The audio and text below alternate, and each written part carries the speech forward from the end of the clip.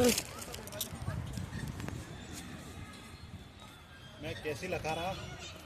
हमने Manali tour holiday travel zone Delhi Akash से book करवाया है। इसमें दिल्ली से मनाली, मनाली से दिल्ली वोल्वो बस और 3 दिन की होटल हॉलीडे हेवन मनाली और टैक्सी 3 दिन के लिए टैक्सी जो टैक्सी ने पिकअप किया, ड्रॉप किया वोल्वो बस स्टैंड से, और Solang valley Atal tunnel Sissu visit करवाया है, और कुल्लू में salt factory, Vaishno Devi temple, Kullu river rafting, Tibet monastery visit करवाया है, और मनाली में लोकल साइट सीन विजिट करवाया है। और यहाँ का पैकेज बहुत ही अच्छा रहा, और होटल में रहने की सुविधा, डिनर, लंच सभी की क्वालिटी बहुत अच्छी रही।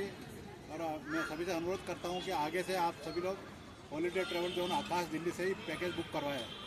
ओके।